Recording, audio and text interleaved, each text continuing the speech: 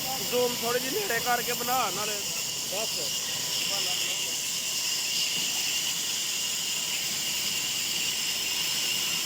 अस्सलामुअलैकुम, की हाल है नाज़रीन? ठीक ठाक हो? मैं तुहाडा अपना होस्ट का नाम मुजाहिद। तुसीं देख रहे हो साडा चैनल सच्चियां गल्लां। नाज़रीन अज तुहानूं दस्सांगे बालां बनाने दा तरीका।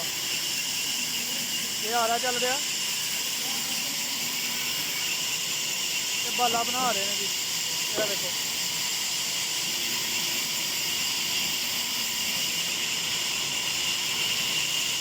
बाला बन गया। इस पास लकड़ मोटी ही, यह बालन है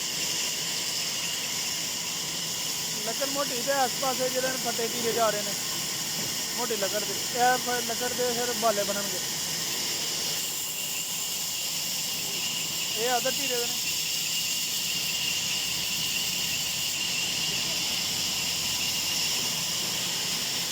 है चीज जा रही लकड़ मोटी।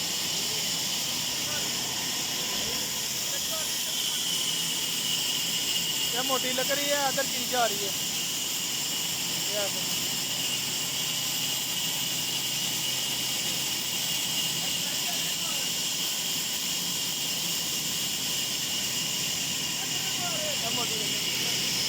यह ट्रैली के लदे जा रहे हैं बाले।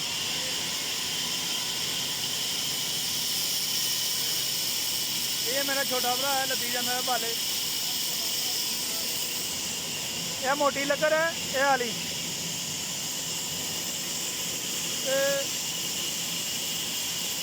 यह मोटी लकड़ है, उत्ते चीरी जाएगी। चीज के बूटा बनेगा, बाद फिर वो चीरिया जाएगा। उधर उधर लिया के और साइड चीरिया जाता है। यह बाले बन रहे हैं।